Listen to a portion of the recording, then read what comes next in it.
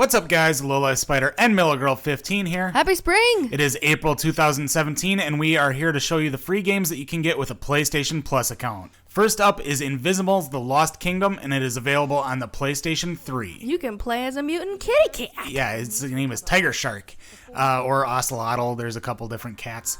It's an action-adventure game set in the Invisibles universe. It's, I think, like the third or fourth game in the Invisibles series, and the other ones are like fighting games, like kind of like Mortal Kombat and Street Fighter with these animals that you can be. This one's the first story? Right, it's the first action-adventure one. Like, it's the first 3D platforming type thing. You play as Hero, a young invisible hunter, and you travel to the Lost Kingdom only to discover that an evil robot menace has invaded. An evil robot menace? Yes. They kind of like, I think they call them steel invisibles or something like that, or metal invisibles, but they're not actually invisibles, they're just robots. They're cheaters. Right. You can transform into 16 different Invisibles, but only after you challenge and beat them. Then they will give you their power so that you can transform into them and use their special abilities. They don't actually, like, join you on your quest. They just say, here's my power, and then you can transform into them. Because then they're like, I can't help you because I have my own stuff to do. Take my essence. I can't go on. Well, they just sit there, basically. But yeah, they can't go on. Yeah. Up next is Alien Rage, and it is also available on the PlayStation 3. You fight them aliens and you rage.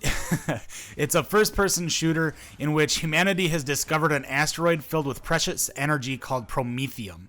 It's like just this big rock of metal that's like, it harnesses the energy. Classic story of USA finds energy and has to steal it from the inhabitants. Except it's the Earth. Well, there's no inhabitants because it's an asteroid. But one day an alien race known as the Vorus arrive and start mining for the same energy source. And at first things are all peaceful between the human and the Vorus, when all of a sudden the Vorus are like, screw you, this is our asteroid. And they start attacking the humans and killing all their miners. That is when your character, Jack, gets sent in to eliminate the alien threat and destroy the facility because, you know, if we can't have it, no one else can, right? The game is pretty difficult, and it has 3 difficulties, which are called challenging, which is like easy, and then hard and brutal. And it's intentionally hard so that you have to like think about things. You have to actually try. Right. You earn points by killing enemies within quick succession of each other and using different methods such as blowing them up or melee kills. And then points can be used to upgrade your character later on. Standard. Up next is 10 Second Ninja X, and it is available on the PlayStation 4 and PlayStation Vita. What happens when you mix Super Meat Boy, Sonic, and a speedrunner game? You get this. This game. Basically, you've been captured by the evil Greatbeard the pirate, and he's captured all your friend, the forest critter friends as well. And basically, like Sonic, he's turned them all into robots, and it is now your job to free them. You have 10 seconds in each level to defeat every enemy within the level, otherwise you fail. Obviously. Yeah. If you defeat the enemies fast enough, you'll be granted 3 stars. It's kind of like Angry Birds. You get 3 stars if you do well enough. I hate those games. Yeah, it's like that. I don't like to be graded. But it's pretty hard to get 3 stars, and you have to be very fast and avoid all the dangerous things. It's definitely a rage quit game for sure. Oh, yeah. There are levels that you can, like an arcade level where you can, like, it's like the ball in the cup game where you have to find the right box. And if you find the right box, you get tokens that you can use to get hints how to complete the level. And it shows like a little ghost character jumping all around the level, killing things. You might need that. Yeah, you'll definitely need that. Up next is Curses and Chaos, and it is available on the PlayStation 4 and PlayStation Vita. You play as a Spartan or a spunky little lady, and you destroy the evil things in the forest. Right. You can play as Leah or Leo. That's their names. Oh, how creative. 1 letter difference. It is a 2D wave-based brawler, and you fend off waves of enemies using either character. And it's actually, they want you to play cooperatively, so you should play with 2 people. Gets pretty crazy. Right. You can get weapon drops after defeating defeating enemies that will help make your life just a little bit easier. And if you want to store an item, you can press the circle button, and your little friend Owly, you can see in the bottom right hand corner, there's like an looks icon. like a skull. Will come and take an item from you and like hold it. And then if you press circle again, he'll bring it back for you. So it's kind of like you can only hold one item, so you want to store one and hold one, so that way you have two. It's realistic. Right. You can only carry one thing at a time. Right. There's a timer on each level, and if it reaches 0, death comes for you. That's the whole cursed thing.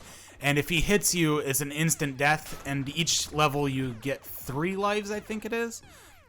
Death will kill you. Yes, he will. There is no escaping death. No, but you can escape it. Like you can jump around. If he slashes and misses you, you don't get hit. Then you're still alive.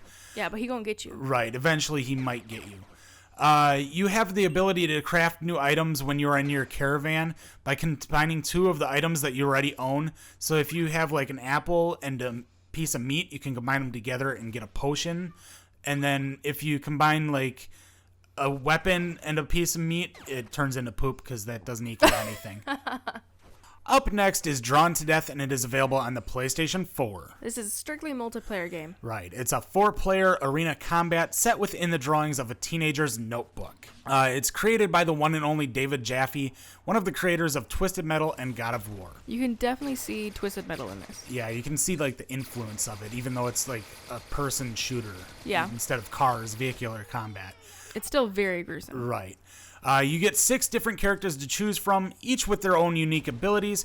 Each character also has a pro and con with other characters, meaning your special may be stronger against one character than another, or you may be able to absorb another character's special as well. You have nemesises. Right. Such as Diabla can absorb Johnny Savage's Devil's Riff and get a health boost. Because she's a devil. Right. She's going to eat the devil. Be like, come on, you come in me now. Oh, God, no. No. You can also call in the Hand once per match, and you can use it to either shoot bullets, rockets, or smash other players to death. It's kind of like a overpowered ability that you only get once per match, and there's a reason for that. Yeah. Unfortunately, this game didn't get the best ratings. Right. It seems like it could be fun, but it's a very different concept. Yeah, it was kind of hard to find matches and stuff like that. Even though it got bad ratings, if you like multiplayer games, we definitely encourage you to go try this out. And last but not least, we have Lovers in a Dangerous Space-Time, and it is available on the PlayStation 4. This is also a multiplayer game, but you can play with a computer. You can play by yourself, yes. The universe was in perfect balance thanks to the love reactor that was built to harness the most powerful force in the universe called love. It's so cute. It was protected by the League of Very Empathetic Rescue Space Nauts, otherwise called Lovers. One day, the dark force of anti-love destroyed the reactor, and it is now up to you and the other lovers to destroy the anti-love and repair the reactor.